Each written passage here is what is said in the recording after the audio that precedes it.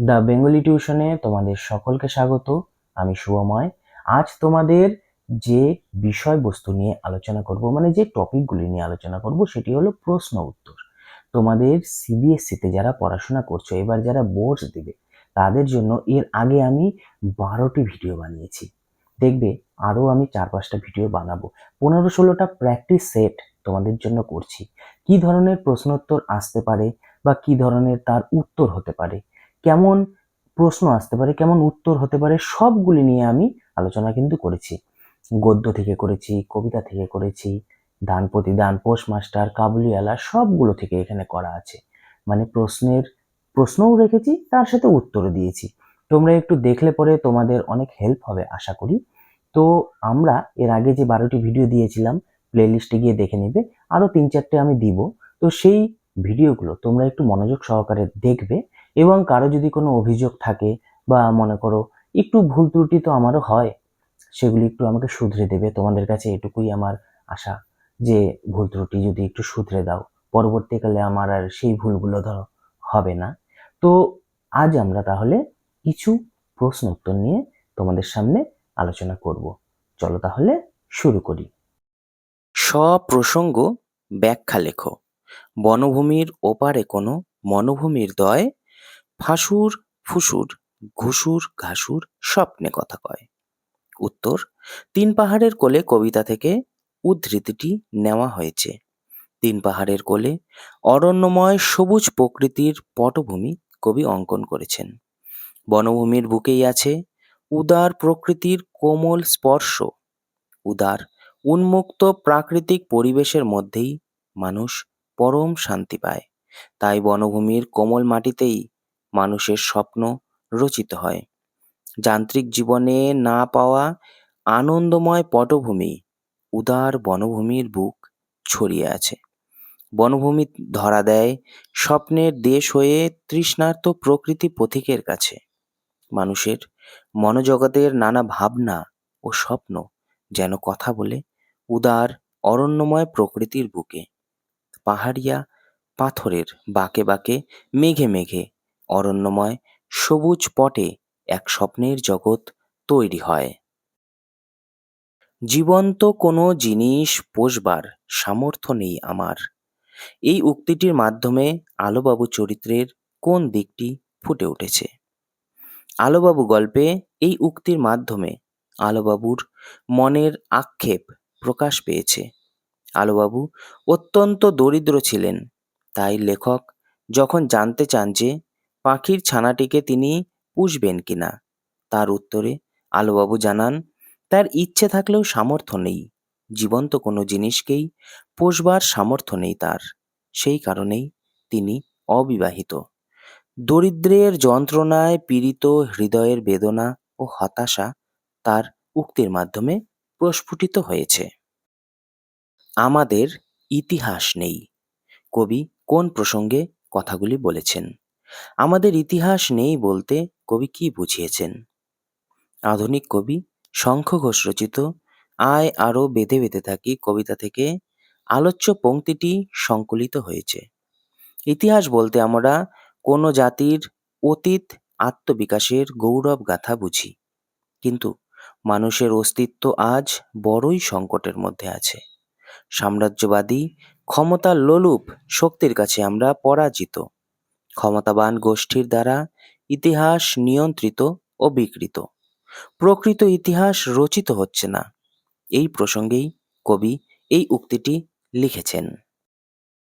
ইতিহাসে সাধারণত শাসকের কীর্তি ও তাদের অত্যাচারের কাহিনী বর্ণিত হয়, কিন্তু সাধারণ মানুষের জীবন সংগ্রাম লেখা হয় না, তা আড়ালেই থেকে যায়।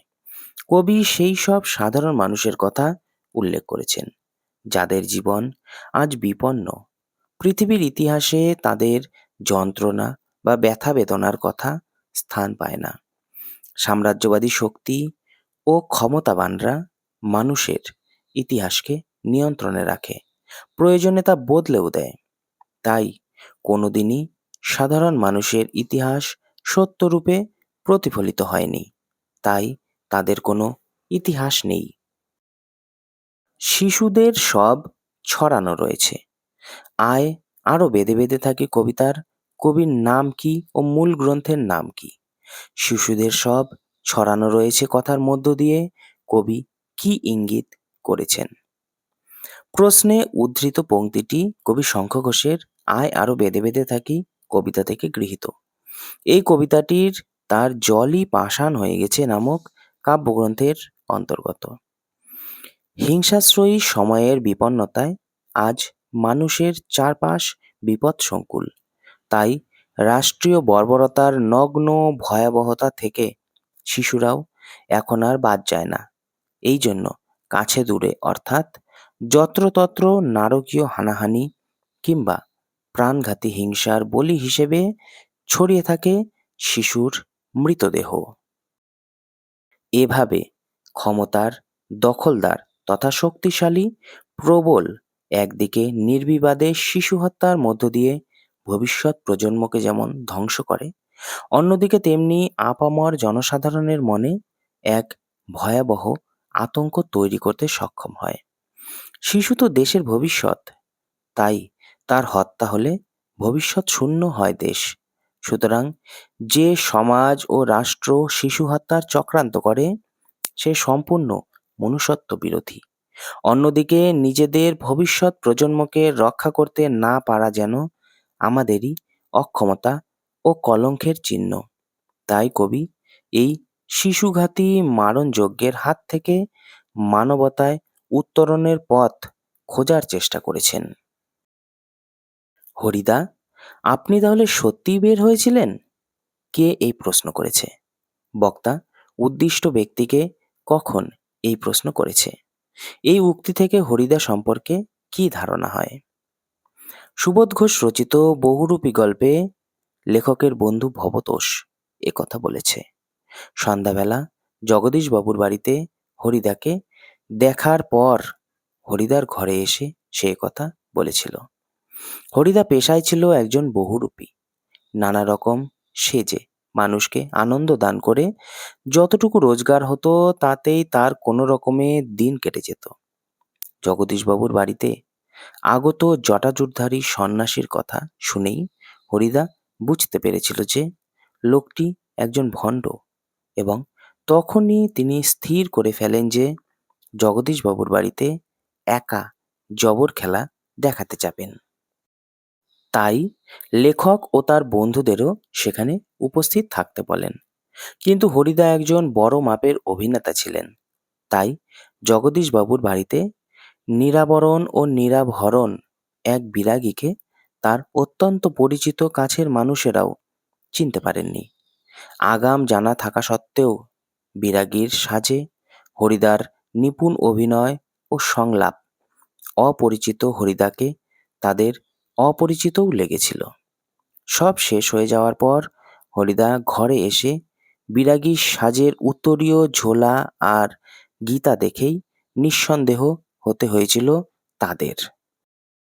তখন বুঝিতে পারলাম সেও যে আমিও সে, সেও পিতা আমিও পিতা। কখন বক্তার এই কথাগুলি মনে হয়েছিল? উক্তিটির তাৎপর্য বিশ্লেষণ করো। বিশ্বকবি রবীন্দ্রনাথ ঠাকুর রচিত কাবুলিওয়ালা গল্পে গল্পকথক বা মিনির বাবার এই কথাগুলি মনে হয়েছিল। জেল থেকে ছাড়া পেয়ে কাবুলিওয়ালা রহমত মিনিদের বাড়িতে এসেছিল তার সঙ্গে দেখা করতে, কিন্তু এর মধ্যে বহু দিন কেটে গেছে। সেদিন ছিল মিনির শুভ বিবাহ। তাই মিনির বাবা তাকে দেখে অসন্তোষ প্রকাশ করে জানালো যে বাড়িতে কাজ থাকার কারণে মিনির সঙ্গে দেখা হওয়া সম্ভব নয়। তখন রহমত কিছু মেওয়া মিনির জন্য দিতে গেলে মিনির বাবা তাকে দাম দিতে গেলে সে জানায় যে সে সওদা করতে আসে না, দেশে তারও মিনির বয়সী একটি মেয়ে আছে। এরপর মস্ত ঢিলা জামার ভেতর থেকে ভূষা মাখানো ছোট হাতের ছাপ দেওয়া একটি কাগজ বার করে গল্পকথককে দেখায়। এটি দেখার পর গল্পকথকের এরূপ অনুভূতি হয়েছিল। এই অংশে লেখক বিশ্বব্যাপী পিতৃত্ববোধের এক অপূর্ব চিত্র পাঠকদের সামনে তুলে ধরেছেন। সব পিতার অন্তরেই সন্তানের জন্য স্নেহ, ভালোবাসা, মায়া, মমতা ফল্গু ধারার মতো প্রবহমান। জাতি, ধর্ম নির্বিশেষে এই ভালোবাসা চির অমলিন। সুদূর কাবুল থেকে কলকাতায় ব্যবসা করতে আসা রহমতও গল্পকথকের মনেও কন্যার প্রতি স্নেহধারা একইভাবে প্রবহমান। গল্পকথক উপলব্ধি করেছিলেন যে রহমত মিনির মধ্যে সুদূর কাবুল ছেড়ে আসা তার কন্যাটির প্রতিচ্ছবি দেখতে পায় ও তার প্রতি স্নেহ ভালোবাসা উজাড় করে দিয়ে দেশে ফেলে আসা কন্যা সন্তানটির বিরহ যন্ত্রণা থেকে ক্ষণিক মুক্তির স্বাদ পেতে চায়। এই উপলব্ধিকে পিতৃহৃদয়ে অনুভব করেই মিনির বাবা কন্যার বিবাহের দিনেও তাকে রহমতের সামনে এনে উপস্থিত করেন এবং মেয়ের বিবাহ উৎসব সমারোহ কিছু খর্ব করেও রহমতের হাতে একখানি নোট তুলে দেন, যাতে সুদূর আফগানিস্তানে গিয়ে পিতা পুত্রীর মিলন ঘটে। সপ্রসঙ্গ ব্যাখ্যা লেখো। আয় আরো হাতে হাত রেখে, আয় আরো বেঁধে বেঁধে থাকি। সমাজ সচেতন কবি শঙ্খ ঘোষ রচিত আয় আরো বেঁধে বেঁধে থাকি কবিতা থেকে উপরোক্ত পংক্তিগুলি সংগৃহীত। বর্তমান হিংসায় উন্মত্ত সমাজে বিচ্ছিন্নতা নয়, সংঘবদ্ধতায় প্রতিরোধ শক্তি বাড়িয়ে বিপর্যয়কে অতিক্রম করতে হবে। এই প্রসঙ্গেই কবি এই কথাগুলি বলেছেন। সমাজ মনস্ক কবির দৃষ্টিতে প্রত্যক্ষ হয়ে উঠেছে সময়ের বিপর্যয়। এ সমাজ পরিবেশ যে অস্বাস্থ্যকর হয়ে উঠেছে, স্বার্থ, ক্ষমতালোভী, আত্মসর্বস্ব মানুষের দ্বারা পরিপূর্ণ এই সমাজে এখনো কিছু শুভবুদ্ধিসম্পন্ন মানুষের অস্তিত্ব রয়েছে, তাদের একত্রিত হতে হবে। বিচ্ছিন্নতা নয়, সংঘবদ্ধতায় প্রতিরোধ শক্তি বাড়িয়ে বিপর্যয়কে অতিক্রম করতে হবে। কবি বিশ্বাস করেন আজও সমাজের সবকিছু শেষ হয়ে যায়নি। এখনো মানবিক প্রত্যয়ে আস্থাশীল অনেক মানুষ রয়েছেন, যারা একত্রিত হলে, সংঘবদ্ধ হলে সমাজে আবার নতুন সূর্যোদয় ঘটবে, শুভবুদ্ধির জয়গান ঘোষিত হবে। সব প্রসঙ্গ ব্যাখ্যা লেখো। গান দাঁড়ালো ঋষি বালক, মাথায় গোজা ময়ূর পালক। কবি জয় গোস্বামীর অস্ত্রের বিরুদ্ধে গান কবিতা থেকে উদ্ধৃতাংশটি নেওয়া হয়েছে। অস্ত্রবিরোধী এই কবিতায় কবি অস্ত্রের আস্ফালনের বিরুদ্ধে গানের বলিষ্ঠ ভূমিকাকে প্রতিষ্ঠা করেছেন। ঋষি বালকটিকে যদি শ্রীকৃষ্ণ রূপে কল্পনা করা যায়, তাহলে তার কংসবধের অধ্যায়টিকে অস্ত্রের অশুভ আস্ফালনের বিরুদ্ধে গানের সাফল্য হিসাবে ব্যাখ্যা করা হয়। বংশীধারী শ্রীকৃষ্ণ বাঁশিকেই হাতে তুলে নিয়ে কংসের অত্যাচারে হিংসায় উন্মত্ত পৃথিবীকে বাঁচাতে ছাতা হয়ে এসেছিলেন। অস্ত্রের বিরুদ্ধে গানের ভূমিকাও দৃঢ় কিন্তু মাধুর্যপূর্ণ। হায় বুদ্ধিহীন মানব হৃদয়, ভ্রান্তি কিছুতেই ঘোচে না। কার কোন ভ্রান্তির কথা বলা হয়েছে, তার এরূপ ভ্রান্তির কারণ কি এবং শেষ পর্যন্ত কি হয়? বিশ্বকবি রবীন্দ্রনাথ ঠাকুর রচিত পোস্টমাস্টার গল্পে পিতৃমাতৃহীন অনাথা 12-13 বছরের বালিকা রতনের কথা এখানে বলা হয়েছে। সে ওলাপুর গ্রামে কর্মরত পোস্টমাস্টারের কাজকর্ম করে দিত। রতন এক নিতান্ত গ্রাম্য 12-13 বছরের অনাথা বালিকা। পোস্টমাস্টারের বাড়িতে কাজকর্ম করার সুবাদে দুজনের মধ্যে একটা সুন্দর সম্পর্কের সৃষ্টি হয়েছিল। পোস্টমাস্টার যেমন তাকে অবসর সময়ে পড়াশোনা করাতেন, তেমনি রতনও প্রবাসে তারা অসুস্থ পোস্টমাস্টারের প্রাণপণ সেবা যত্ন করে তাকে সুস্থ করে তোলে।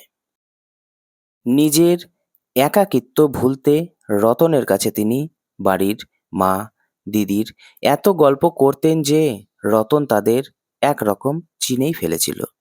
এক অদ্ভুত সরল নিষ্পাপ সম্পর্ক গড়ে উঠেছিল দুজনের মধ্যে। পোস্টমাস্টারের অসুস্থতার পরে চাকরিতে ইস্তফা দিয়ে কলিকাতায় ফিরে যাওয়ার কথা রতনের কাছে বিনা মেঘে বজ্রপাতের মতো। পোস্টমাস্টারকে সে অনুরোধ করে তাকেও নিয়ে যাওয়ার জন্য, কিন্তু তিনি রাজি হন না। পোস্টমাস্টার চলে যাওয়ার পর সে কেঁদে কেঁদে বাড়ির চারপাশে, মানে পোস্ট অফিসের চারপাশে ঘুরে বেড়াতো। মনে একটা ক্ষীণ আশা ছিল, যদি তিনি আবার ফিরে আসেন।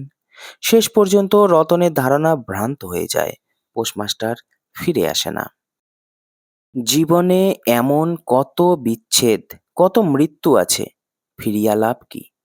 কোন প্রসঙ্গে এই উক্তি করা হয়েছে? উক্তিটির তাৎপর্য কি? পোস্টমাস্টার যখন নৌকায় উঠে গেছে এবং নৌকা প্রায় চলতে শুরু হয়েছে, তখন হঠাৎ তার রতনের কথা মনে হয়। সে রতনকে একা ছেড়ে শহরে নিজের বাড়ি চলে যাচ্ছে এবং আর কোনোদিনই এই উলাপুর গ্রামে ফিরে আসবে না। পোস্টমাস্টারের মনে হঠাৎ রতনের জন্য মায়া অনুভব করলো। গ্রামের এক অনাথ মেয়ে রতন, তার বাবা মা কেউই নেই। পোস্টমাস্টারের সাথে সে বাড়ির কাজে সাহায্য করার জন্য তাকে রাখা হয়েছিল, কিন্তু রতন কোথাও যেন তার আপন হয়ে যায়। তার জ্বরের সময় রতনই দিনরাত সেবা করে তাকে সুস্থ করে তোলে, তার জন্য রান্না করে দেয়। চলে আসার আগের মুহূর্ত পর্যন্ত রতন তার জন্য স্নানের জল নদী থেকে তুলে এনে রেখেছিল। এইসব কথা মনে পড়ায় পোস্টমাস্টারের প্রশ্নোক্ত উক্তিটি করেছিলেন। সপ্রসঙ্গ ব্যাখ্যা লেখো। দেখো, জপমালা হাতে তোমার মা আর আমার আম্মা। পদাতিক কবি সুভাষ মুখোপাধ্যায় রচিত একাকারে কবিতা থেকে উদ্ধৃত পংক্তিটি নেওয়া হয়েছে। কবিতায় কবি হিন্দু মুসলমান উভয় সম্প্রদায়কেই ডাক দিয়েছেন ধর্মীয় সংকীর্ণতার ঊর্ধ্বে মানবিকতাকে স্থান দেওয়ার জন্য। এই বক্তব্যকে প্রতিষ্ঠা করার জন্য দুই সম্প্রদায়ের মায়েদের প্রার্থনার চিত্রটি তুলে ধরেছেন কবি। পৃথিবীর সব মায়েরাই সন্তানের মঙ্গল কামনার্থে মহাশক্তির কাছে প্রার্থনা জানান। মাকে আমরা যে নামেই ডাকি না কেন, তাদের একমাত্র কাম্য সন্তানের মঙ্গল ও শান্তি। তাই সব মাই বিশ্বজনীন মাতৃত্বের জাগ্রত মূর্তি হয়ে একাসনে একাকারে প্রার্থনা করেন জগৎজুড়া সুখ ও দুনিয়াজুড়া শান্তির জন্য।